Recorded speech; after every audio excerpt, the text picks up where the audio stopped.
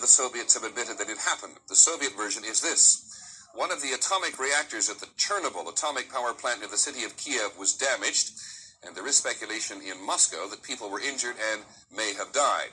The Soviets may have been fairly quick to acknowledge the accident because evidence in the form of mild nuclear radiation had already reached beyond the Soviet borders to Scandinavia. We begin with ABC's Dean Reynolds. The first word that something was seriously wrong came from this power plant in eastern Sweden, where workers coming on the job registered abnormally high levels of radiation on their bodies. Although the levels were not high enough to harm humans and no accident had occurred at that plant, it was shut down. And as tests were conducted, similar puzzling reports of high radiation came in from all over Scandinavia. But still, no accidents were reported, leading to the conclusion that the problem was elsewhere, to the east, in the Soviet Union. A fact confirmed to the Soviet people on television tonight. От Совета Министров СССР. An official announcement from the Council of Ministers. There has been an accident at the Чернобил atomic power station. One of the atomic reactors was damaged. The consequences of the accident are being taken care of. Help is being given to the victims of the accident. A government commission has been set up. The civilian plant in question is in the Ukraine. It's something of a showcase facility, featured here in Soviet Life magazine, which extolled its safety record. It's near the city of Kiev, population 2.5 million, and about 1,000 miles from Scandinavia, meaning that whatever... Чернобил. Най-голямата атомна електроцентрала. През 80-те. Това е било най-големия взрив на атомната енергетика. Току-що видяхте новините от 86-та, 28 април. Това е най-голямата експлозия в света.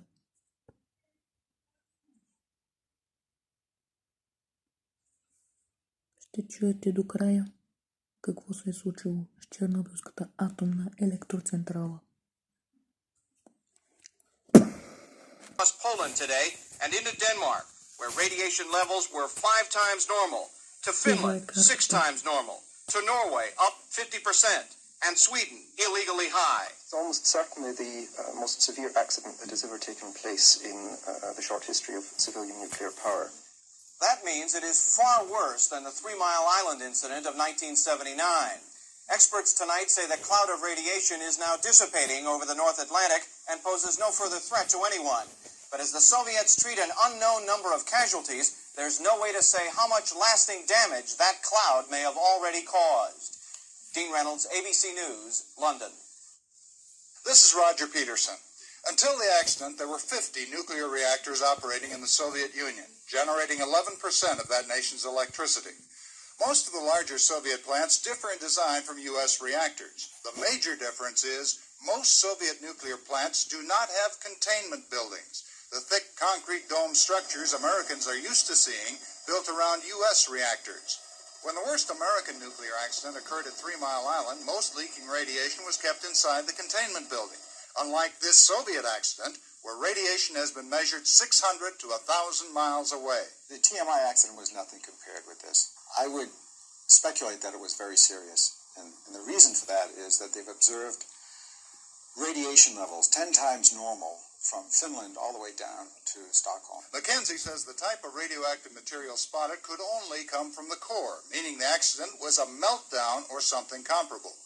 At 3 Mile Island, there was a partial meltdown. The loss of cooling water led to fuel getting so hot it melted, but the core was contained by that thick concrete containment building.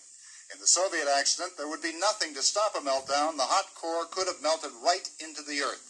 There are indications the accident could have happened several days ago. It would take that long for radiation to drift to Scandinavia and to make the political decision to announce it. You can be sure that the decision to disclose was made at the very highest level, undoubtedly by Gorbachev himself, and probably it took several days for the Soviet leaders to decide how to handle it. Officially, little comment from the president or his aides. As far as the United States is concerned, we don't see any dangerous situation. The Soviets claim this is their first nuclear accident, but it's known in 1958 a nuclear explosion killed several hundred and left a large area contaminated some 800 miles east of Moscow. Washington sources speculate the accident at Chernobyl had to be very bad, or else the Soviets would never have acknowledged it. Roger Peterson, ABC News, Washington. Това ли е всичко? След 2 дни са казали за Чернобилската авария.